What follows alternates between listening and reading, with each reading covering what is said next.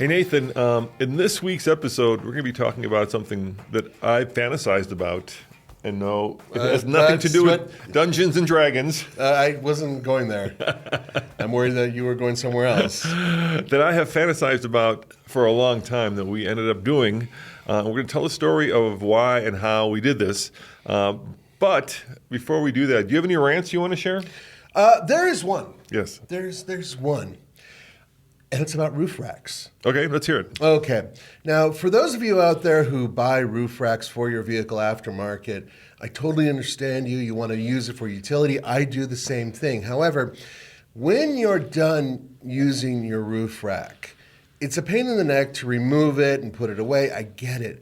But I noticed something. I've had one on my car. I was testing it out because it's an old one that I used to have, and I'm losing up to 2 miles per gallon. Really? On the highway. That's a lot. And it's just, and this is unladen, this is out with any stuff in it, the basket or anything. It's just the roof rack bars. Now, granted, some are more aerodynamic than others, but they whistle. They do not look that great, I think, unless, of course, you're trying to have a look like you're going to go skiing during summer. And to me, honestly, make easy to remove roof racks that you guys can easily take off, and everybody would be happy because you'll get better mileage and it'll be a lot less hassle to take off. These things are such a pain in the neck. You know how we did that series with Stubby where we were kind of, trying to find out things? Yeah, I was part of that. Yeah, you were doing that. I would be interested in actually doing something like that where you take a car and run it on a MPG loop with and without the roof rack. Right, but to be fair, some roof racks are very aerodynamic, right, and some are really not. The one that I have is not very. How about this? With or without a rooftop tent? Yes, we did something similar to that a while ago when we had our Trail Boss, I think it was, and that was affected by rooftop tents significantly. And rooftop tents are another thing. It's like, guys, if you're not going to use them, don't leave them on your car. I know it's a pain to take them off. Yeah, they're so heavy and so unwieldy. They're a pain to move. I get it. And then you have to store them. Yes, you have to store them. At least the old ones were the Tapui. I think it's Tapui. They were these big, maybe 12 inches tall boxes, right? Basically, the new You're ones. thinking Baba Booey. The Baba Booey boxes I'm thinking about Tapui. It's bigger than 12 inch. No, I'm thinking about the big square, roof tents that were clamshell, that opened up like a clamshell. Yeah. The new ones are much, they may be 8 or 10 inches. Oh, they're much, much smaller. And then they pop straight up. Those seem much more aero. But the problem is people put them on the car in the spring, and then maybe they take them off in the fall. Maybe. Yeah. And then you're driving around with this thing that's. But it's it really does affect your mileage. Oh, yeah. Just putting anything up there really does. Do you remember when we used to work with Subaru once upon a time? Once upon a time. When they had that innovative crossbar. There were other companies that did it, but they did it as well. So they had crossbars that you just had two latches, and you would disconnect these two latches, and you would swing the arms into the actual roof. They weren't really, what were they, like the upper sections of the roof, and they would just fold right into them, right? And it was such a smart, simple idea. It was logical, and I think another car company does it as well. Yeah, the way that it worked is, you've got the kind of the pillars that run the length of the car. Right. And then you've got the arms, right, that go the width of the car. The crossbars. Crossbars. And Subaru would hide those cross members in the pillar, sort of, and then you would swing them across and attach them to the other one. And it worked really well. And I think that's probably more aero, because then you're basically losing the cross member, so you don't have as much drag when you're driving down the road. I agree 100%. But if you don't have that, like my car doesn't have any of that, then you have to put on an actual roof rack, a universal one in my case, in order for anything to go up top. You're talking about the Santa Cruz, right? Yeah. So where did you get yours? And what are you using it for? Do you remember, a long time ago I had a Toyota Tacoma. Sure. About 7, 8 years ago. I remember, that was a perfect truck for you. I know. I miss Your wife didn't like it. No, she hated it. And so I had a rack on there and everything else, specifically because I liked going off-road and I liked carrying extra stuff in there. And I even had lights mounted on this thing and whatever. That's cool. I didn't care about mileage because that thing got terrible mileage. Anyway, so I've had those bars ever since, and they're universal. So they can fit under the door guides or the door sills, and you can close your doors and everything, whatever. They're not the best. They're really cheap ones. But I kept them. And I need them because I'm moving a whole bunch of family stuff this weekend. Oh. And so I need extra storage in my little tiny Santa Cruz. And so I'm going to put a roof rack back on it temporarily. And so I've been testing it out, making sure it fits and doesn't scratch the paint. Part of the problem is, right, there are different designs of car roofs, right? Some Yes. have gutters and some don't. Right, And that's part of it. So you got to get the roof rack that's either for the gutted or the gutterless vehicle design. That's part of it. So there's no universal. I think that's But there's partially universal. okay. So there's ones that will fit on like a Honda Civic, a Subaru Impreza, like 5 different cars that have a 43-inch wide roof. Believe me, I've researched this. And others that are for wider roofs, and others that will only go on a gutter, and others that when there's no gutter, they'll go into the door area, and some that will and some that will not fit. So you actually, when they say car specific, sometimes they mean it. But this particular one, and this is what it all comes back to, it's just a really, really cheap one. And so it's not built, it's like 2 bars, right? So it's not even, they're not even like remotely rounded. So it is the most unaerodynamic component on the entire vehicle now. So I have a confession to make. All right. I started out my life as a car guy, and over the years at TFL, I've turned into a truck guy. A little bit, yeah. Yeah, and I'll tell you why. Because finally, when I've owned and now driven every truck out there, and I'm not saying that boastfully, it's just true. I've realized what a bunch of people have long known, and that is trucks are so freaking useful. Yes. I'll give you an example of that. I had in my car days, I had a Volvo V70R. Yes. It's a station wagon, right? Yeah. With the big 300 horsepower 5-cylinder turbo. And I special ordered it, so it was manual, which gave you like 10 more horsepower. It was a really cool car. And that was our family truckster. And of course, we would have to carry around a lot of stuff when Tommy was young. And one of the things we had to carry around was, of course, a bicycle. A little kid's bicycle, not a big one, just a little one, right? Right. And because there was a lot of like his, Barb called it playpen. I called it penitentiary pen, right? That little thing you put the Yeah, the restriction cage for right. children. Yeah, and then of course you have to have the stroller. Yeah. And then you have to have the big stroller. And there's a special bag with extra stuff in it. And Exactly. blah, blah, blah. Yeah. And clothing, as if you're going on an expedition to Africa, right? Yeah. So there was no room in the back of the Volvo. So I put the roof rack on the car. I think the wagon came with like the pillars that go across, not across, but the length of the vehicle. Yeah. And then you buy it like the cross members. Sure. Or maybe, I don't know, I don't remember any, and maybe it was a kind that I don't know, it doesn't matter. And so I put the bike on top there, and it was a Thule, right? Except Thule had these different kinds of bicycle racks when you put the bicycle on the roof, where you can either take the front wheel off, and then you could attach the front wheel to basically like a stud, right?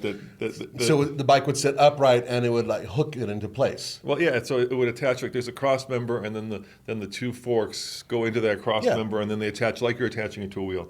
Very secure. Or you could have one where you don't take the front wheel off the bike, and then there's this like U-shaped arm that comes across and grabs it at the bottom of not the A pillar, but whatever on the frame, the little pillar that goes down to the to where the pedals are. The ball protector. Yeah, and that one the bike would sit up very high, and that was a good one for like driving it into the garage. And taking the bike off the car. I bet it was in a non-very professional manner. Yeah. But the little kid's bike was weird, so it was hard to attach it, right? Because it really wouldn't fit in either of those. So I kind of jury-rigged it, and I'm going up I-70, and I hear this horrendous like banging sound, and next thing I knew, the bike had flown off the roof of the Volvo and onto the highway at like 70 miles an hour. Oh, man. Oh, yeah. Were you able to retrieve it? Yeah. I had, that was probably one of the sketchiest moments in my life, because you're on an active expressway. Cars are, And people here drive 80 easily. Yeah, and they're, and the bike is flying off the roof. So I survived, and I couldn't leave the bike on the road. It's too dangerous. Yeah, absolutely. Bike didn't survive. No, I'm sure it didn't survive. Family survived.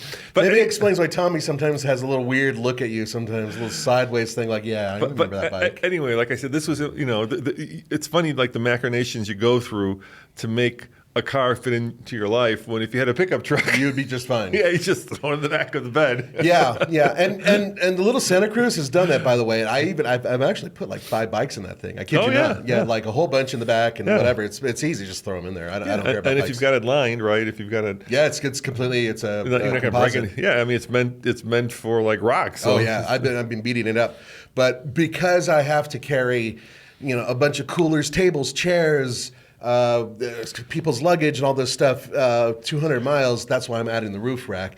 And thus, because I was testing it out, it dawned on me, oh my God, this is the most inefficient thing in the world. So looking around, as I was driving to work today, I'm looking around like, look at all these people with roof racks with nothing on them. So the newest thing, and I'm sure you've seen this, Nathan, is people with trucks now don't put the bikes inside the bed, but they hang them over the tailgate, right? Yeah, the kind little pad that they put back there to prevent it from being scratched. And it's really handy.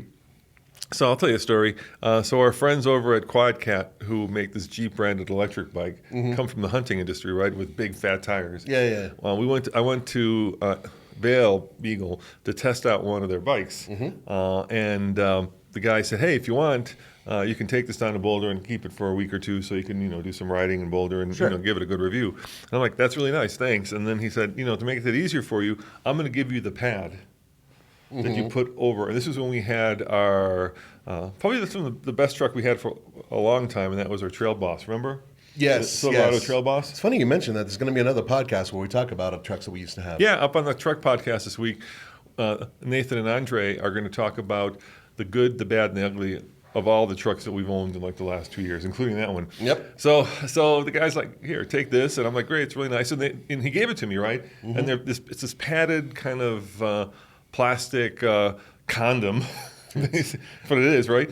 It is a tailgate condom. Yeah, that you the straps that you strap under the tailgate, then tighten, and so you attach this thing, and then you just take the bike and you put it with the front wheel over the tailgate and drive it home. Yep. Except there's an except here. This QuadCat is a heavy bike, Nathan. Yeah. I want to say like 80 pounds. Yeah, okay, it's pretty heavy. So get it back, no problem. Take it off. And then, I kept the tailgate condom on there for a while. And then I took it off. And then I'm looking at the tailgate, and it had actually dented. Oh, no. Because the bike was so heavy. It actually dented the tailgate. It actually dented the tailgate. Yeah, it'll prevent it from being scratched, but not dented. Not dented, yeah. So be careful, all of you electric bike aficionados. Yeah, well, transporting your bikes like that in a truck. They are a lot heavier, and I've seen people struggle with electric bikes, getting them on the back of cars and trucks and whatnot. So keep that in mind. But anyway, just to finish up my point. Go for it.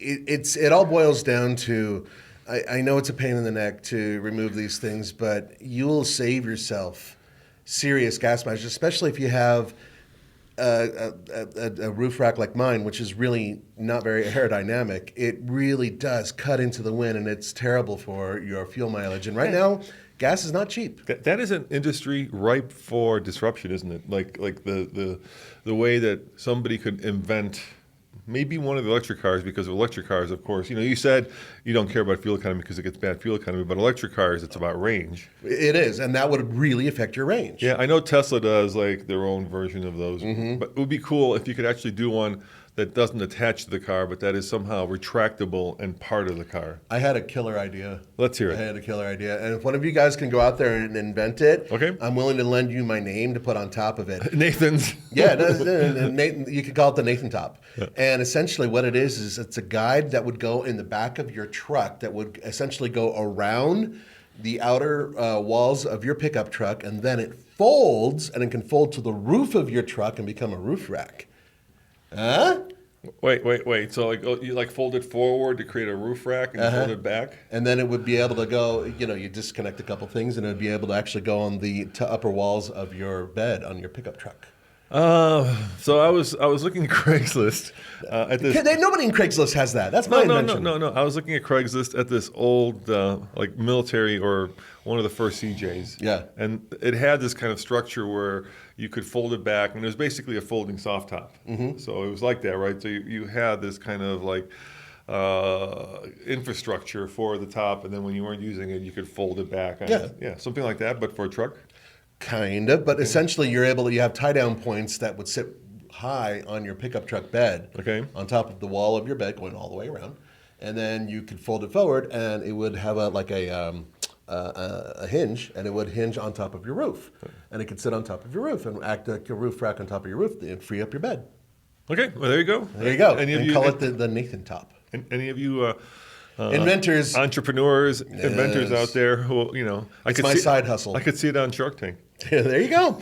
God, I really wouldn't want to face those people. Okay, let's talk about what I know you guys have tuned in for, because it is a fantasy that Roman finally had a chance to live through. And it's something that actually I kind of grew up with. This is an interesting little dichotomy here in terms of what this topic is. So we bought a car, Nathan, and the video is up on all TFL. We bought a car that was never sold. To the public, at least. To the public, that is correct. And so when we did the video, I teased Nathan about this, and we played a game. It's kind of fun. You had to guess what this was. But I've been listening to a lot of podcasts, and I hate, and sorry, Tim, that's you as well. I hate when people like just string out something and tease it, forever. Like I hate when they use the podcast if they're a YouTuber to somehow tease the video but won't tell you the details, and they say you have to go watch the video. So we don't do that here. We actually do the exact opposite. We spill the beans on the video sooner before the video publishes. Or in Tim's case, like when you're buying something and like there's this agonizing 3-month process when you're trying to figure out what it is. Yeah. I get it. It's good. It's good for clicks, right? It creates a lot of anticipation, but it also, I'm very, well, as you know, patience is not my strong suit. It is really not. You yell at grass to grow faster. All right, yes. So we bought this car at auction, and we'll tell you how much it cost. Don't worry. And I didn't tell Nathan what it was. And yesterday we drove up to the Wyoming Department of Transportation. That is correct. And I surprised Nathan with it. Nathan, tell him what we bought. We bought a 2019 Dodge Charger, Police Interceptor. Yes, my fantasy has always been to own a former police car. Yes. Because I spent some time behind the wheel. Remember we used to go to Chrysler, What's New, and then they had police cars there. We did a bunch of That videos. was a lot of fun back then. Yeah, They don't do it really anymore. No, so we'd go to the, at that time, FCA Proving Grounds, and they would have a whole bunch of cars to drive. And the one that I always looked forward to was they had their police interceptors fully kitted out. We did videos where we would play with the lights. And with the lights and, the sirens, the different, you know what I mean? All the different. So ever since then, I've always wanted one. And when I saw one come up at auction that had a mere 148,000 miles on it, I impulsively bid on it, and we won the auction for $8,000.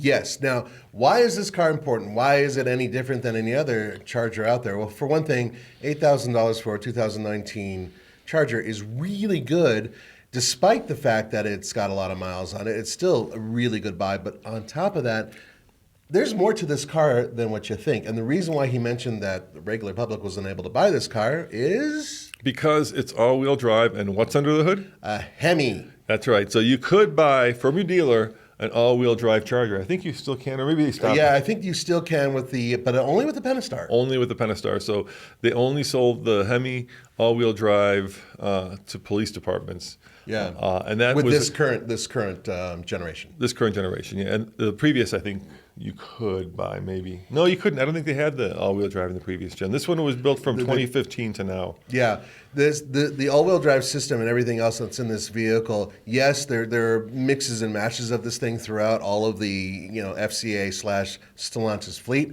But if you wanted to get the Hemi with the all-wheel drive in a sedan, this is it. This is the only car. In fact, this is the only V8 sedan you can buy that's a cop car. Yeah, they're all done now. That Ford doesn't do, of course, the Crown Vics anymore. Nope. They now do the Explorer. Hell, they don't even do the Taurus anymore, which was not a V8.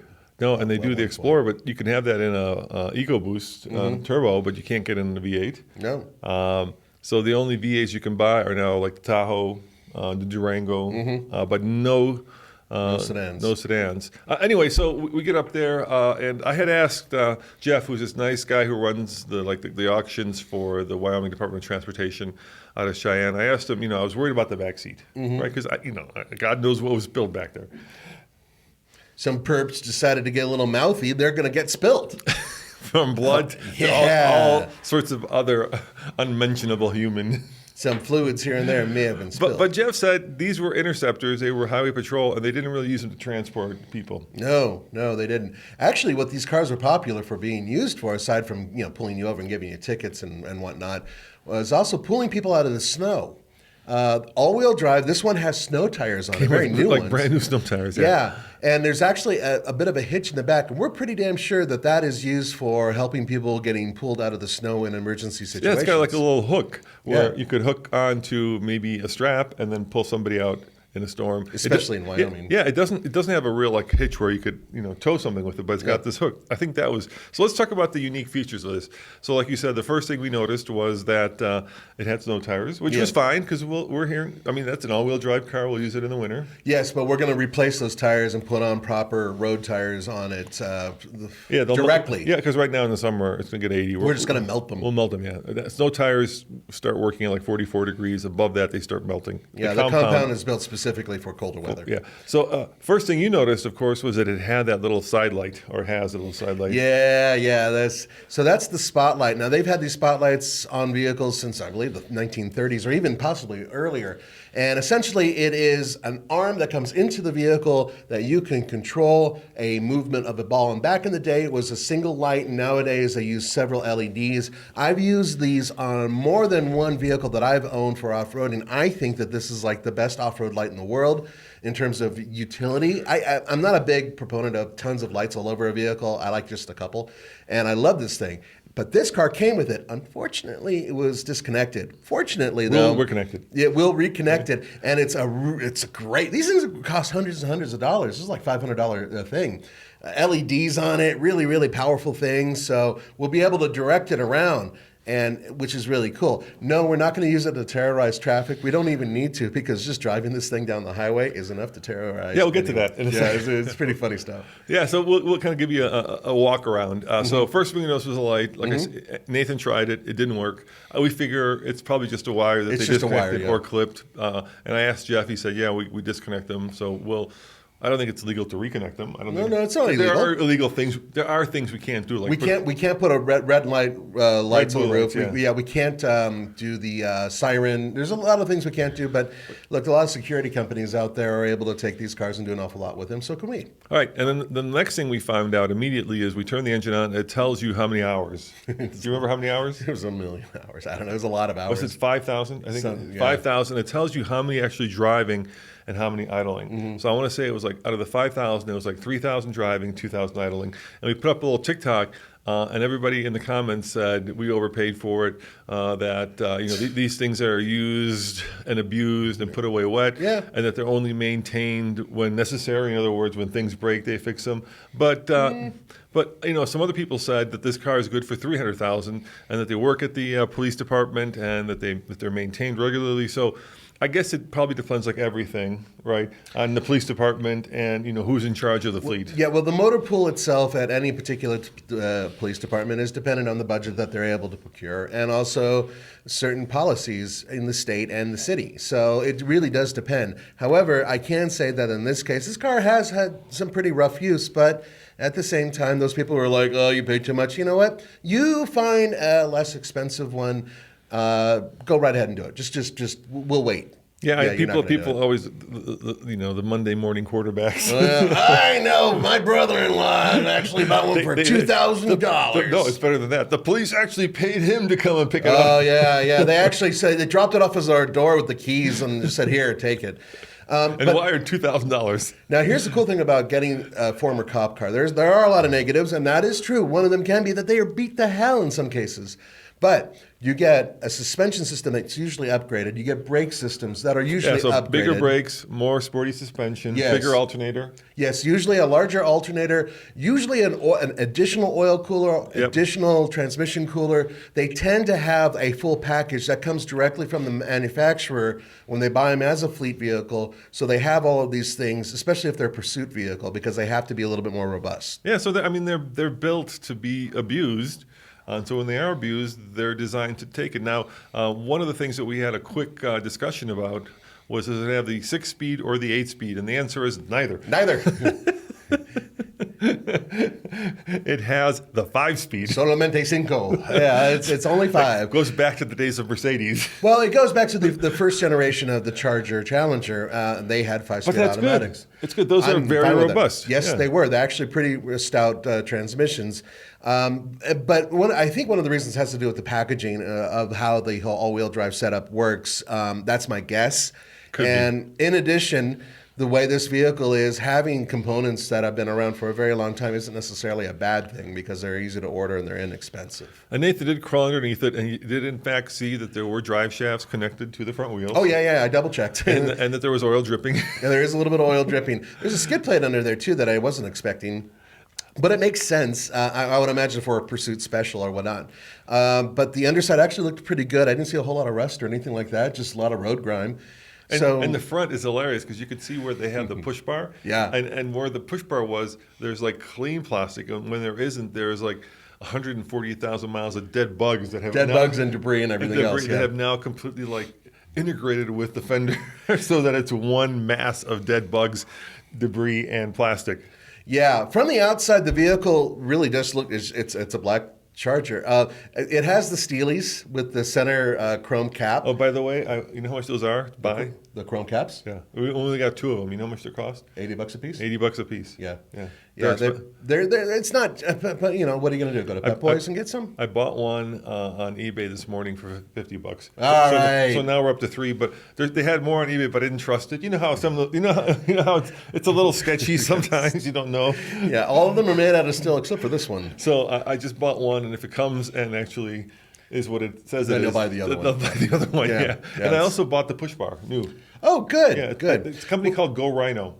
Yeah, I know Go Rhino. Yeah, they do the police one. So I bought the push bar. That was $350 or $60. All right, so let's keep going. Yeah, so then we go. If you circle around the car, the rest of it looks pretty much normal. The rear exhaust is a little the rear, dual exhaust a little wonky. There are holes in the car that have been kind of not patched, but they put little like plungers, yeah, plastic plugs. Yeah, were which is where the lights and also the antennas were. They just plugged them real quick, probably so they just wouldn't leak and destroy the car. And then there is some paint.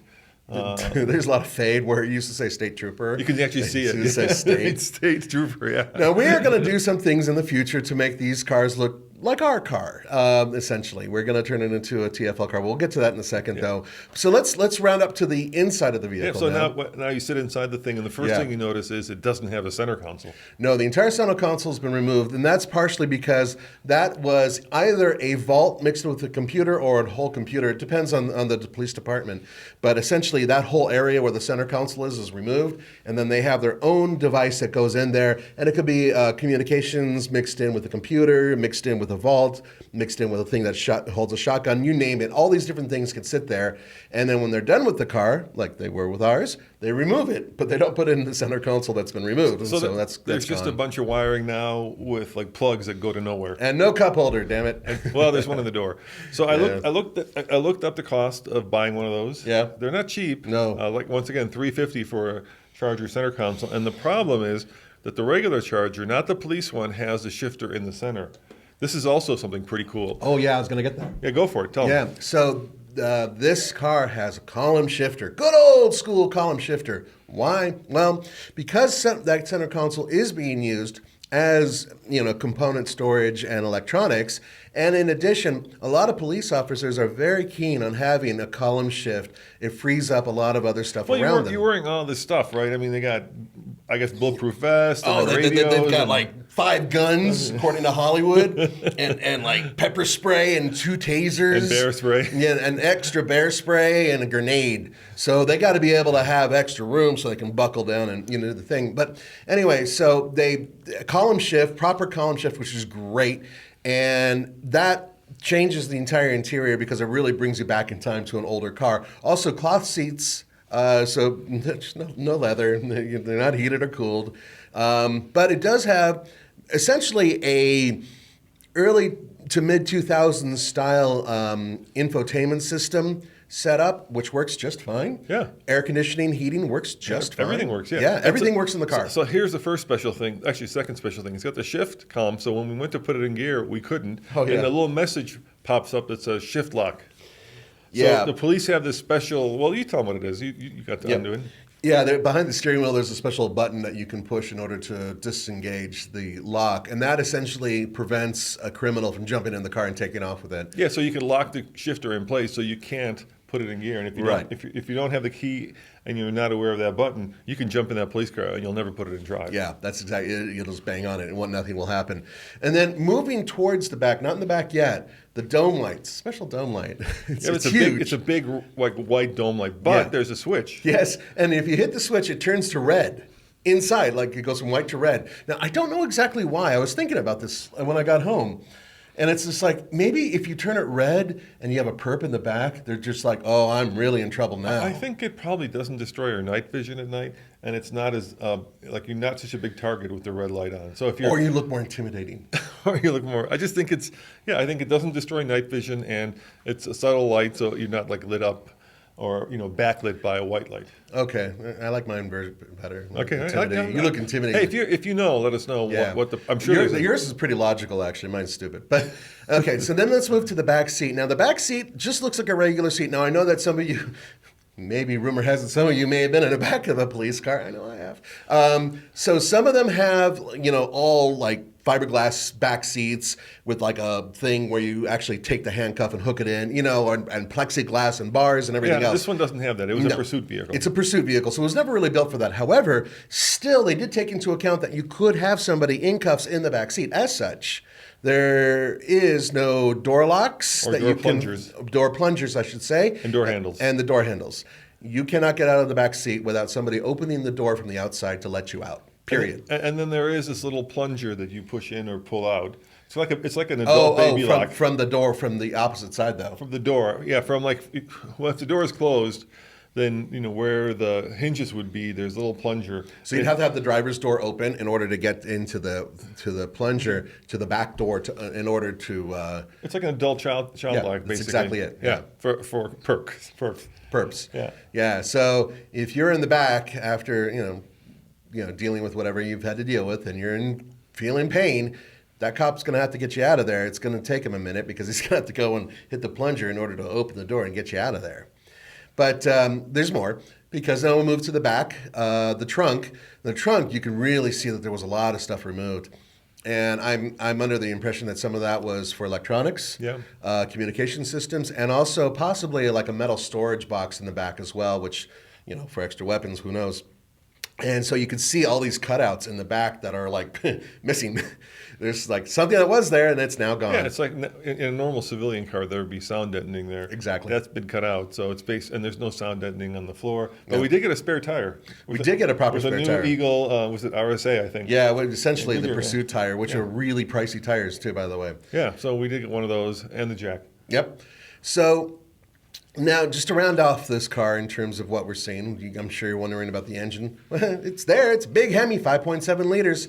370 horsepower, right, 395 pound-foot of torque. Yeah. And it was a filthy engine. It's very dirty. It was very dirty. Very honest. Yeah, nobody tried to keep it up for appearances, but it ran good.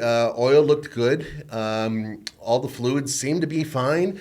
It wasn't smoking. Yeah, there's a little tiny drip, but it is a Hemi, so they do drip from time to time. It engaged in gear just fine. It didn't Brakes seem fine? Brakes seemed to be really good, actually. And the seats actually, the driver's seat, I finally drove it. You drove it back. Yeah. But the driver's seat is actually not like, a big guy.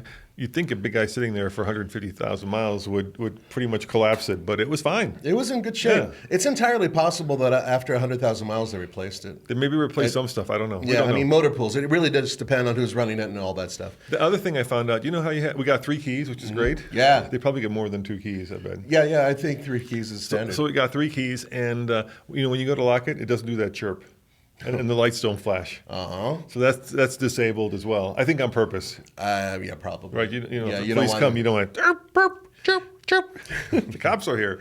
Yeah, you really don't want it to make maybe a ton of noise. But anyway, so in terms of driving, it drove great. There's a little shudder. There is a shudder, but only at low speeds when you're going. I still think it might be the carrier for the drive shaft. Because when you're going really slow, about from like 10 to 5 miles per hour, you hear this little, and then it goes away, and it doesn't come back when you accelerate. And it's coming from speed. Like where the transmission or drive shaft. That's exactly why I think it might be that. So we don't know what it is. We're going to ignore it. We're just ignoring it until it explodes. We have a mechanic. We're going to probably have a couple mechanics look at it, some of our friends, just to make sure that there's nothing that's going to, detonate on us. But for the most part, it seems like it's a really solid car. We drove it down the highway. We put some miles on it. We actually put it on the drag strip. So the problem with driving a cop car, even with a temporary plate, is that you create a roadblock. Nobody wants to pass you. Nobody. It's pretty funny. So we're driving along, doing the speed limit in the slow lane, and cars come flying up, and all of a sudden they hit their brakes, and they're checking you out. Yeah, because they just don't know for sure. I mean, they can clearly see that there's that extra light there hanging on the side. That's a dead giveaway, usually, that there's a cop. And the cool thing is it could be an undercover cop, Nathan. Could be semi-undercover. Yeah. Semi-undercover, yeah. But obviously the temp tag would give it away, or the fact that there are no. We gotta replace those antennas. Just putting fake ones in. We're going to get some CB antennas and stuff like that. Yeah. Just stuff that looks real but isn't. Exactly. Yeah, we're going to make it look like a cop car. So I'll tell you the plan for this, and we'll tell you what happened. So if you look at the picture behind us, you'll see it with our Raptor R. And so what we want to do with this is we want to find out if your car is faster than a police car. So we immediately took it drag racing against the Raptor R. And that one I'm not going to tell you. Just go to all TFL and watch the video, and you can see. It's not going to be hard to figure out, guys. Which of the two is quicker.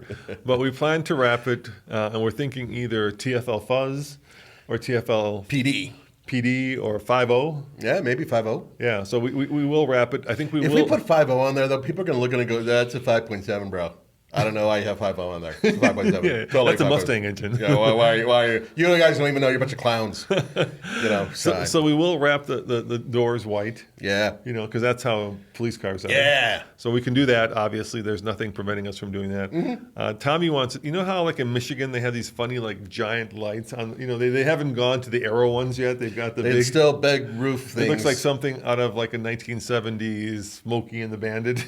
Movie. Yeah, I know what you're talking about. We have to be very careful, though, and we're going to make sure that a local ordinance and local laws are followed, that we don't step on anybody's toes when we go and put something up. I mean, the light could be yellow. If it's yellow, then I think it's okay. Yeah. I think if any of you are former police officers or current police officers, for that matter, let us know in the comments below if you know of anything that we should be wary of when we go to transform this into TFL Fuzz. I mean, TFL Fuzz, not a cop. Yeah, exactly. We're not cops. I don't even want to be like, that's the other worry you have. I don't even want to be like... because you guys live in dangerously, man. Yeah, seriously, we really don't want to incur the wrath of people and like, oh, there's one. No. We're not. We swear. Yeah, we're parody. And when we drove down the highway and people stopped and looked at us, it was pretty obvious that we weren't cops. So a funny story I want to add to the side of this. Yeah, let's hear this. I grew up, as many of you know, I grew up working and living at my family's wrecking yards. Living meaning, that was just the way I made a living. My family owned wrecking yard businesses in Southern California. And so we went to a lot of auctions. And a lot of the auctions we went to were Hollywood auctions in Burbank for cars that were used in movies. Not necessarily, the really nice ones, usually side ones. However, if you've seen a movie called Say Anything with John Cusack, he drove a late 70s, early 80s, I'm trying to remember the year, Chevy Malibu, which was a cop special and actually had a big push bar on it. Well, that car was sold to my uncle. And I was just starting college, and I needed a car to replace my Toyota, which was beaten to hell. And so my uncle's basically like, take this. And so for my first year of college, I terrorized people on the 101 freeway going back and forth to school because I was driving this thing and everybody around me would slow down. And then when they would see me, at that time I had hair, a lot of it, and wearing inappropriate outfits and everything else, and they'd flip me off and drive off because they got so angry that they would slow down and be tricked that I was a cop.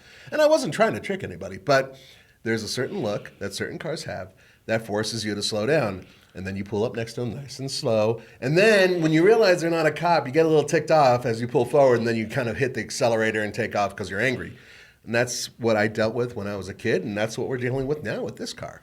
Yeah, I mean, it's kind of fun. I get a little bit of a kick out of it. Yeah. Tommy was cracking up, too, because he could clearly see people around us. He was following us in the Raptor. Yeah. Everybody was going the speed limit around us. It was funny, but then again, it got a little tiring, too. I can imagine how irritated a cop would be like, come on, just go a little faster, folks. Yeah, so two ideas for this thing that we can do. We can do a bunch of drag racing and maybe invite you guys out to try to beat it in a straight line. See if you can do that. Keep in mind we're at a mile above sea level. And then, Nathan, maybe what we could do when we're done with that series this summer, right? Because in the winter it's hard to go drag racing here in Colorado. We could turn it into an off-roader. What do you think of that? Like a police ranger. Or rally car or something to that effect. It's not going to be a rock crawler, right? I'm sure that all-wheel drive system is not. It's not built for that. No, but you could put knobbies on it, and you could take it into some mild off-road areas. If you can lift it.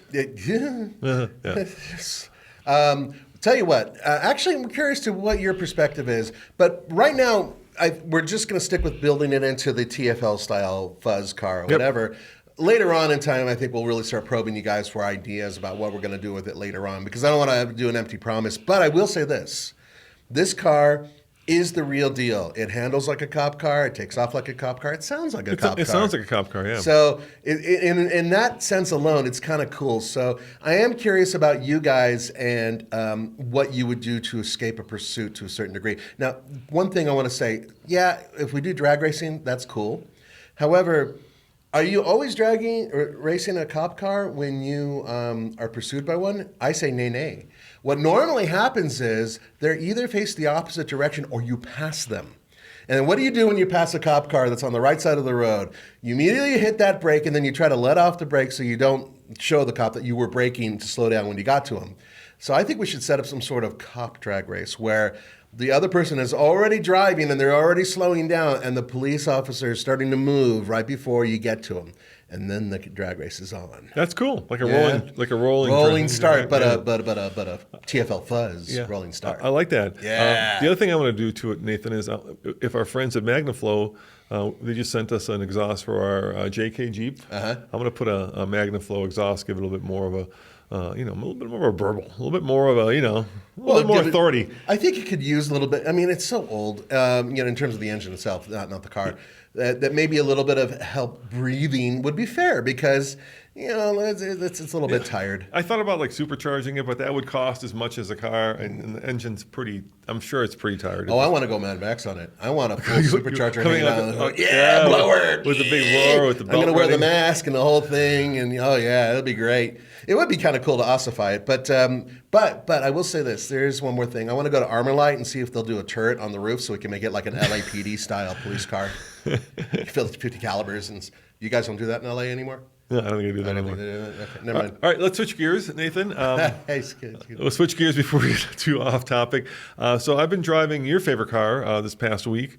I finally got to drive it up to Keystone and take it off-road, and that is the brand new 2024 Jeep Wrangler 392. It's a beast. Yeah, and of course, you and I have gone on the launch of it. For 2024, they made the Extreme Recon Package standard, so it comes standard from the factory with 35s. Okay. And now you get some new goodies, so you get electric seats, Nathan. Yeah, the electric seats it's revolutionary. Nobody ever thought in the history of Wranglers that electric seats would show up, and now it's an all-new Jeep. Yeah. Do you get any of the sarcasm from me? Because I was dripping. It's not a new Jeep. It's an electric seat. They could have done that years ago. Hold on. At the end of this, I'm going to ask you a question, okay? So I'm building up to a question. I'm asking you and the audience. All right. All right. And this is a question. This is the video I did when I went up there, so I want to know what your answer to this would be. Okay. So I'll just go through what's new. So Extreme Peak Standard now gives you like a 2-inch lift. Yeah. With 35s. Also standard, the new screen. It's a bigger screen. That screen is better looking, though, I got to say. Yep. And on some models, unfortunately not the 392, you can now tow 5,000 pounds because they gave it a full floating Dana 44 rear axle. And I did a first tow video, and people were asking, which models can you do it on? And I was like, there's so many models. It's just go to the configurator. Just not the 392. The 392 you can't do it on. Probably not the 4xe, I would imagine. Yeah, I don't think it's a 4xe. I think it's like the Pentastar with the floating rear axle. So I'm not sure if the 2-liter turbo does it. I'm not sure about that. And also, I'm pretty damn sure it's also the Unlimited, not the 2-door. But anyway, the gist of that is when I did that first tow video, Not grand. It's a Jeep Wrangler. If you want to tow, get the Gladiator. Oh, we Seriously. talked about this. I don't want to, Yeah, we're not going to knock it in the dirt again. Yeah, but just if you want to tow, if you're going to tow regularly, get the truck. You have all the capabilities of the Wrangler, and you can tow. Plus, that tows 7,650 pounds, I think. So it tows 2,500 pounds more. Yeah, and in addition, it actually has a truck frame in the back. Exactly. It's actually partially a truck, so Yeah. it's not just a Jeep stretched. So the other thing they did was they kind of made the grill a little bit different. They kind of made it a little shorter, and that's because you can now get a integrated Warren winch from the factory. I think it's 8,000 pounds of pulling power with the Jeep. Okay. And mine had the fourth. It's almost a $4,000 option. It's the one-touch roof, right? Where it's a cloth roof that's built, I think, by Webasto, and then you push the button and you can roll it all the way back. It's like having basically the Freedom panels without all the pain in the butt of having to remove the Freedom panels. But I believe you still can remove the side glass and the rear as well. Yeah, you can. Yeah. But it's much easier. It's just one push. One push and you're essentially a convertible. Yeah, exactly. Yeah. And it's for the first time has side curtain airbags. So that's new as well. Interesting. Okay. And how much do you think all that good? Oh, and the Jeep that I had was the color and the setup that I would order if I were ordering a 392, right? Which is Earl, which is a $500 option. That's kind of this gray bluish paint. You've seen it parked out there. So if you're driving it, you're kind of like the Duke of Earl, yes. And it had like the blood red leather seats.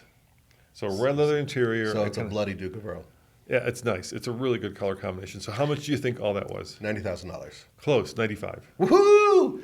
Yes, thank you, Jeep and Stellantis, for yet again building something that's so here comes the question. Bloody expensive. So we're having this video, probably by the time you listen to this, we're time traveling again, it'd be out, where I took this Jeep on the exact same trail that I took the Ford Bronco Raptor. And the difference between the Ford Bronco Raptor and the Jeep 392 is price-wise, I think the Ford's a little cheaper, but when you get to the open market, they're both about 95 with markups and all. You know what I mean? Yeah. The Bronco does not have a V8, and this one puts out 470 in the 392 horsepower and 470 pound-foot torque. So the Bronco Raptor has a twin-turbo 3-liter? Yeah, it's a 3-liter. Puts out 420 horsepower. Big difference. And the second big difference is, of course, independent suspension versus... Yeah, solid front axle. Yeah, solid axle. The Raptor, in terms of width, is a little bit wider. Yeah, it's noticeably wider, actually, with the Raptor style. A little bit more room. Yep. It's also about the same length. So they're both about the same length. They're both convertibles. Now that the Jeep has the bigger screens, the screens are... I think the Raptor's still a little bit bigger, at least a little bit taller, if not wider. The Bronco has that GOAT mode where it goes over any terrain, so you can select, like, I want to go to rock crawling, and then it puts everything in rock crawl mode. Whereas with the Jeep, you still have that big lever, right, that you have to pull down into 4 low, and then you have to... But it makes you think about it. When you got to go over a rock, you got to get you a different pressure. Come on. And then you got to disconnect the sway bar manually. Yes. It's a mechanical sway bar disconnect versus electronic. I'm just giving you the differences. I'm not bitching. I'm not making value judgments. I'm just telling you. Please don't. Because... And then there's an off-road button, so you can choose different off-road modes. So the question, Nathan, is, that was a long way to get to the question. Which one would you buy? The Jeep. That's what I said. Yeah. And why? But let me back up real quick. I would take a regular Bronco over almost any of the modern Jeeps. Okay. The regular Bronco, like the Badlands or something like that. I don't like the Bronco Raptor. Because the Bronco Raptor is great. Dunes, that would be an awesome vehicle. It's kind of weird looking. Those fenders stick out. They really do stick out far. But it's not the looks. It's what I like to do off-road. It's a personal thing. I'm sure some of you guys are like, look, I don't go and do the off-roading Nathan does. I like to go to places where it's rather condensed and somewhat narrow in terms of off-roading. And honestly, that Raptor is just too bloody wide. It's as wide as a full-size pickup truck, whereas in the Jeep, it's just a little bit narrower. And the Jeep, because of that, has the edge in terms of maneuverability where I need it to go. That's the first thing, and that's important to me.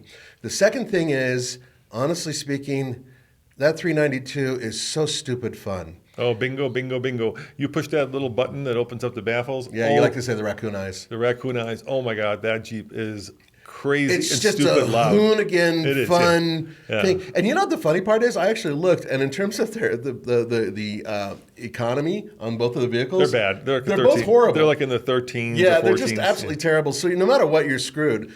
They're really, both on 35s. Yeah, I mean, Or is the Bronco on 37s? I think the Bronco's on 35s. Is it? Yeah, I think you have to get up to the Raptor full size to get to the 37s. The truck. The truck, yeah. So, but I'm not trying to look, you Ford guys, you have an amazing truck. My personal opinion is that for my type of off-roading that I like to do, and I do like to go up and over rocks, I think that the articulation, the overall feel, and the actual packaging of the Jeep and that amazing 392 gives it the edge over the Bronco Raptor. Now, the Bronco Raptor, if I was living in like Desert County, you know what I mean? Or if I was living in Nevada, oh, hell yeah. That thing would be just like a perfect off-road truck for the dunes and for, those types So what you're saying is the Bronco Raptor is better at like desert running, whereas I think the Wrangler probably 392 is better at rock running. having that independent front suspension, forget streets, but having that independent front suspension and the way I've seen them function on Baja racing for years and years and years, there's a reason why everybody likes using independent front suspension, Dakar and all these other things, and that's specifically because of how they handle in the dunes and on roads, washboard, all that stuff. I think that is an ideal setup. However, for the type of off-roading that I do, which is a mixture of everything, including bashing rocks and going through narrow trails, for me, the Jeep is a little bit more logical. So that was I came to the same conclusion, but there's a caveat, and for me it was the engine. The caveat is, I was driving that thing and it's spectacular. I had so much fun. It's actually pretty good on the highway. Yeah, it's decent. The last one I drove was in a straight line. You're gonna, scare the bejesus out of people if you accelerate past them, which is fun. It does have that kind of Jeep, where you're sitting straight up, the windshield's straight up now, and it's going to wander a little bit, and the seat does not go far enough back for me. I agree. It doesn't. Now it has lumbar support, thank God. Oh yeah, so you don't have to shove a basketball behind your back. But it doesn't. I like to sit. I'm weird. I like to sit up straight up, and at 6'2", I'm not hitting the roof, but almost. So I would have loved a little bit more headroom. But the problem doesn't come down to any of that. You know what the problem is? And I realize this. It's the Raptor R problem. How many times have we taken a Raptor R off-road? And we do this for a living. A half dozen? Maybe not even that. Okay. And the problem is they're just too collectible, too precious, and too expensive to actually... I know one person, and my friend Steve over has one, and he's actually, wheeled the Jesus out of it. But for me... It's like this Raptor R we have. I'm terrified to take it off road because it's just too nice and too expensive and too collectible. I know, but it's I get your point. If you had $110,000 out of your pocket that you had just it's more than that, more like 120 maybe 25 once you figure in all the taxes and everything. We don't register our cars in Montana. We pay our taxes here in Colorado. If I had $5 million in the bank, I wouldn't care about what I take off road. You know what? We got a lot of crap for that. I did like this rant where I said I wasn't happy about people registering their cars in Montana because they were avoiding paying taxes, and everybody said good for them. That's where we're living at right now. Well, of course it is. I mean, it's I got mine. I got mine. Yeah. Or they got theirs. Yeah. Or good for you. Yeah. Figure out a way to you cheated the system. Congratulations. Yeah. Forget fixing the parks and when helping. has that become American? I mean, there's always been an independence streak, but Americans, and I lived in Europe for a long time, were always kind of what made us great was we were always willing to obey the rules, because when you stop obeying the rules, then all kinds of other stuff happens. Yeah, you become Canada. No, you become China. Right, because you live in a place where the rules are so strict. And I saw this under the communists in the Czech Republic, that everybody, I'll give you a perfect example of that, right? I was in the Czech Republic visiting my uncle, and we were going away for the weekend somehow, and he went to his company with his private car and filled it up with gas. And I said, Bohosh, that's his name. I said, why are you doing that at the company? And a lot of people do this here, I'm sure, too. Shouldn't you be paying for that? And he said, no, because under the communists, everything belongs to me, because of, everything belongs to everybody. Right. So I can't be stealing from the company because the company, in essence, belongs to me. And that mentality just permeates the entire system. And so what people do is all they do is try to figure out ways to get around the system. And then the whole thing just collapses onto itself, and you end up with what happened with the Soviet Union, where the economy basically, imploded because people don't follow the rules. So part of me is like, Okay, so great. You figure out a way not to pay your taxes. But if everybody starts doing that, we're going to be living in, the former Soviet Union. And I know there are people now out there who are cheering that out. And believe me, I've been to the former Soviet Union, and you would not want to live there. No. You would not want to live there. Actually, I Unless you love Ladas and Zills, right? I mean, look at the cars. yeah, Look at the and waiting innovation. in bread lines in order to get yourself a good pair of jeans. Exactly. Yeah. Good luck with that. Anyway, that's my rant. Yeah, so, that was, yeah. If you had, $125,000 invested in a vehicle, would you really take it off road? Okay. Seriously. And somebody is willing to pay you that tomorrow. If I had money in the bank where I wasn't too concerned about it, and meaning that if I was willing to buy a vehicle that sounded expensive, but I have the money in reserves to where I could deal with the consequences of my actions, either good or bad. Okay, all right. Good point.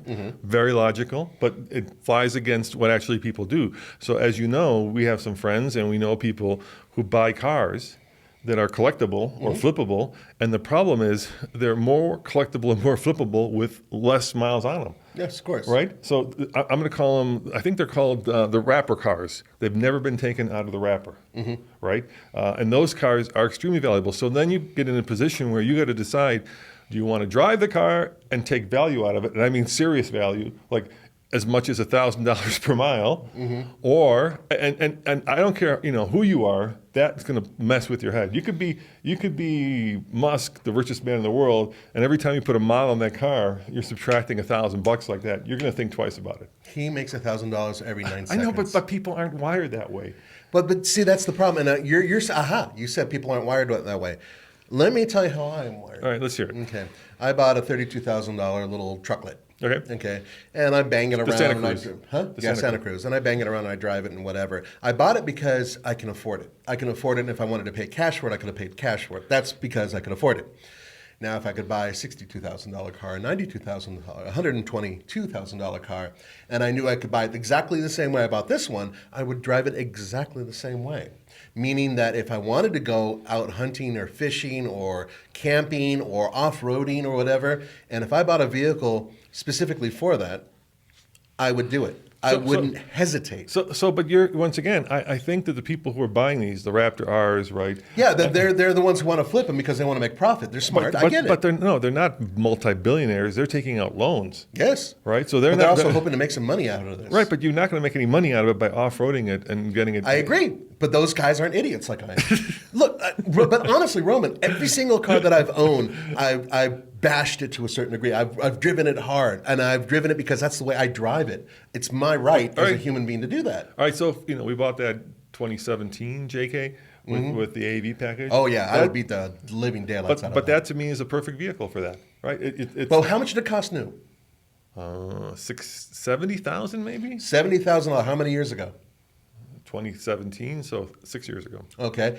Would you say that that's worth basically the $90,000 that you would be paying on the JK right now, or on the 392 now?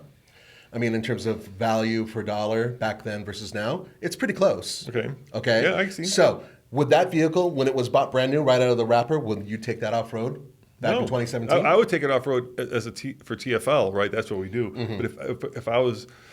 And I don't think if you look at it, I don't think it's been off-roaded very much. I think the first owner never took it off-road. And the second guy, he showed me pictures of it off-road, but he took his daughter in it and they went in dirt roads. Yeah, some light off-roading. Right, but I don't think anybody's actually seriously taking that thing off-road.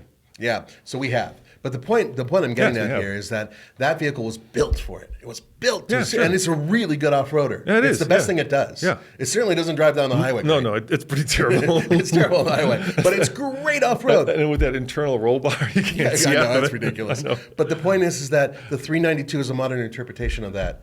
And then some, on a little bit of steroids. And so for the modern person, right now, if I were in that state that I was in 2017 when I bought that vehicle, let's say hypothetically, I bought the 392, you bet your ass I'd be taking that thing off-road. But you're the only one. No, I'm not the only one. No, you are. I know a lot of people. I know. But below in the comments, let you know. I know a lot of people who have 392s, and only one of them has actually taken it off-road, as far as I know. Only one. I guarantee you there's more than that. I'm not saying there aren't more than that, but I'm saying, most, I would say 9 out of 10 people who buy that vehicle are going to use it either as something that they, putt around in, or something that they fantasize about taking off-road, but will never actually take it Agreed, off-road. and that's the whole reason why all the other Jeeps exist. Because if you're not going to seriously go off-road, but you want to fantasize about it, then there's all the other ones you can buy. Yeah. Am I right? Right. But anyway, that's kind of the modern problem now. And it gets especially, and this is a new problem for Jeeps because Jeeps have never been 95,000 vehicles. Jeeps have always been the everyman vehicle, right? They started out in the military. Well, they were utilitarian Yeah. up until about 25 years ago. They were one of the cheaper vehicles you could buy. Right. It was just something, I mean, it was like, they were like second. I remember back, they had this like Jeep, this is in the 70s, maybe 80s. They did a survey of their owners. And you know what they cross-shopped it against more often than not? Farm equipment. A boat. A boat. Okay, there you go. Yeah, so it was like a weekend toy thing, right? It was like a Harley, but it was never that meant to be collectible or that expensive. And even today, I mean, you can still pick up a CJ from 1953, I think, first year. We bought ours for $6,000, right? They're not like Porsches. No, they unless they're extremely well cared for and everything else, yeah. Or Ferraris or any exotic cars. Anyway, Nathan, I think we've gone through today's. Let us know in the comments below. Would you take the 392 off-road if it was your money? Or worse yet, if you had, I mean, imagine most people either have a loan on that thing. So let's say you put down what typical 20%, then you got to finance $75,000. Right? How much is that at a 5% rate or 6% rate? That's going to be well over $1,000 a month. Yeah, pretty much. Easily over $1,000 Yeah, a and not month. to mention the insurance you're paying on it too, Yeah. which would be through the roof. So if you're paying, let's say anywhere from $1,000 to $2,000 a month to have that thing, are you going to be actually taking it to hell's revenge? And let me know how many of you agree with me, which I know is a lot, in the statements below. But also, our cop car, our police TFL Fuzz car. Let us know what you think about that and what we should perhaps do with it and some ideas that you may have. And please, let us know in the comments exactly how much the police paid you Yes, how much did the local police pay you to say these negative things about what we bought? To take it off their hands, because I know you're going to say we way overpaid for it. Yo, 8,000? Are you crazy? Oh, you guys are the worst. It was $8,000 plus $500 for auction fees. Oh, 8,500. 8,500, I'm yeah. sorry. All right, guys, we messed with you enough. Have a great week, and we will see you next time. And if you want to see a drag race a Raptor R, or if you want to see me go on the same path as I did in the Bronco Raptor, head on over to alltfl.com. All right, see you guys next time. Bye-bye, guys. Ciao.